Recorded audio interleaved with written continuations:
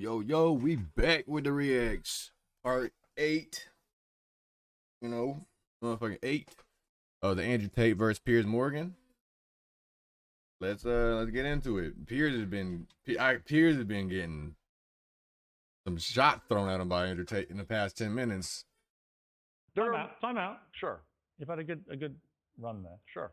An inquest this week found that a 14-year-old girl, Molly Russell, died from an act of self-harm while suffering from depression and the negative effects of online content. The coroner said she was exposed to material that may have influenced her in a negative way, and in addition, what started as depression had become a much more serious depressive illness, and she very sadly took her life.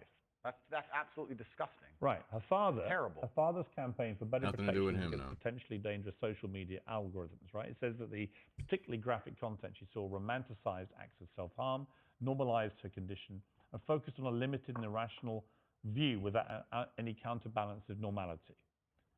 First of all, what is your response to that? I think it's so crazy that a 14-year-old would do. I mean, I guess when I was 14, I was the same way, but I just never actually did it. That is sad, bro. I want to like.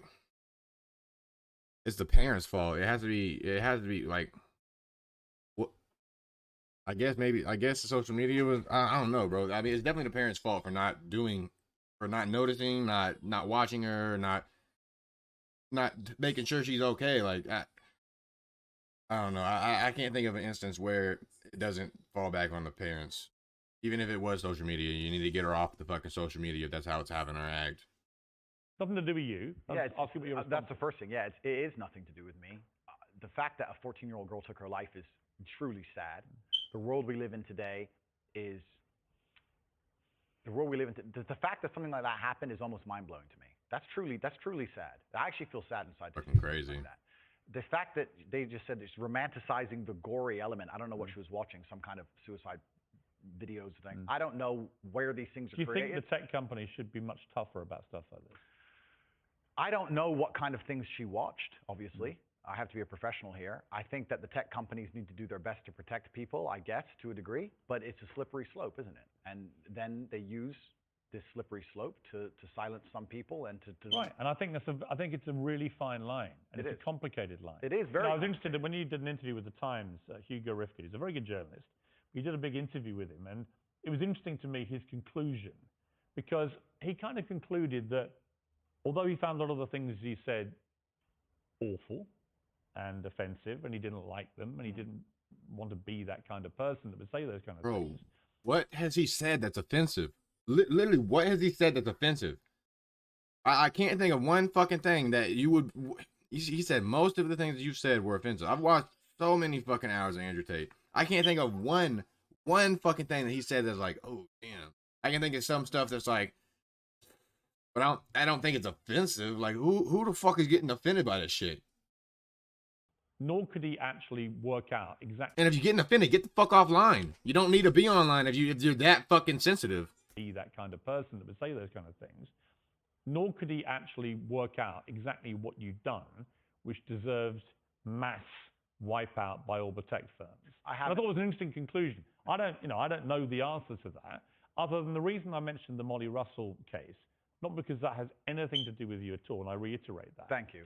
I simply ask you this. They wanted to bring the little girl up so the whole world knows about it, and the family has to deal with it and grieve with it fucking more. Like, and he wanted to talk about Alex Jones, bro. You got some balls, man. The audacity that this fool has. What has come clear to me in the interview is that a lot of things you say you wouldn't say now that you've said before. But I'd say it differently, perhaps. Yeah. Right. So to me, that's an acceptance. Not just that you want to get back on platforms, because maybe that was one of the reasons you were no platform, but that you've recognized and understood the potential harm to the wrong kind of impressionable mind by some of the things you've said. Would that be fair? I think that's 80% fair. I recognize and understand that with massive fame, you have to be more careful about being misconstrued. Like I said earlier, 1% of people misunderstanding you doesn't matter with a small audience. It matters with a very large audience. With power comes responsibility. I still believe the things I say. I do not want to be a negative force for the world. I also understand that I am a man who's lived a very difficult, nuanced life, and I am capable of making nuanced points that may be misunderstood by teenagers.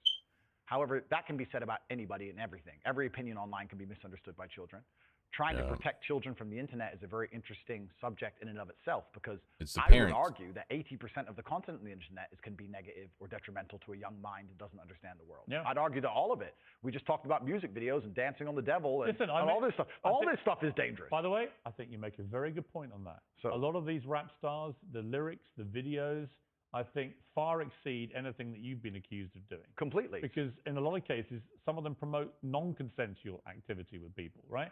And I just think that crosses a line you have, as far as I've seen, you haven't crossed that line. No, I haven't. And this is the thing. And I've been vilified, not because of the things I say, because much more extremist content already exists on the internet. I think the reason I've been attacked and vilified is because of the popularity, because I became so massively famous, not because of what I was actually saying.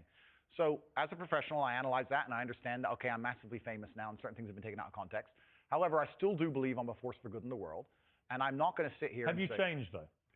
it's not about changing. Well, it is. We're all involved in an evolution. How old are you now? I'm 36. 36, right? I bet you're a different person to what you were when you were 26. Oh, that's and absolutely, 16, that's right? absolutely a fact. So we all change. And Mike, you keep talking about being a good person. Yeah. I think if you're honest with yourself, that you can see why people found a lot of the stuff you've said problematic and misogynist. And I think you recognized you wouldn't express yourself in that way again because you've understood that it's caused a lot of harm. And that's really what I wanted to get to today, was an acknowledgement by you that these things clearly were said in the wrong way, created the wrong impression if you didn't mean them the way you intended them, and can therefore have a malevolent influence when you have a huge following.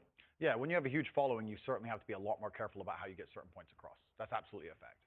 Andrew, I appreciate you coming all the way from Romania. Thank you. It's been Okay, I started watching this just because he said in that one react that I did with the woman that he got Andrew to concede.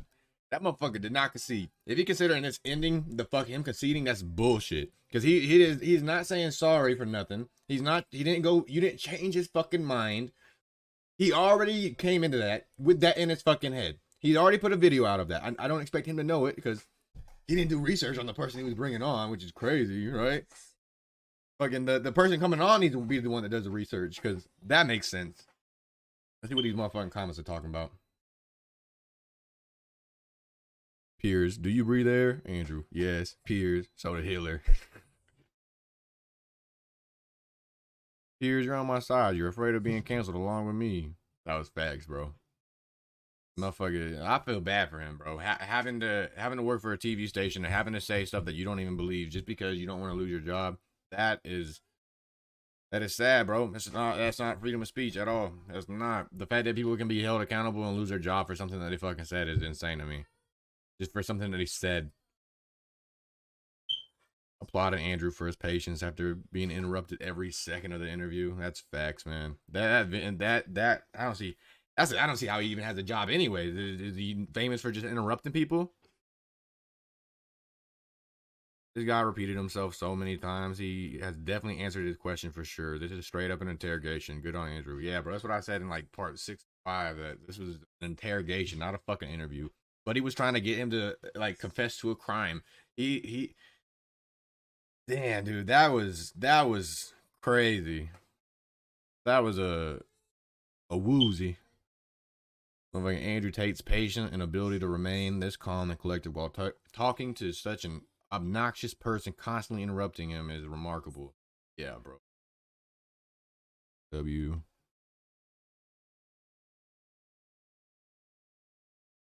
Yeah, bro. He doesn't. I haven't found one comment that's not on Andrew Tate's side. I also haven't read that many, but yeah, man. Like, if you ain't watched part 1 through 7, which I don't know why you would watch part 8 first, unless you're one of the people that flip to the back of a book, then they're on my page. They're all on the playlist, so you can just watch them back to back to back, or you can pause and work, come back, watch it, and give your boy some views and some watch time. I need 1,000 motherfucking subscribers. I need that shit, and then I want to have to do all these fucking parts. But maybe y'all liked it more. Maybe you didn't. Let me know in the comments below if there are any comments. And yeah, deuces, double.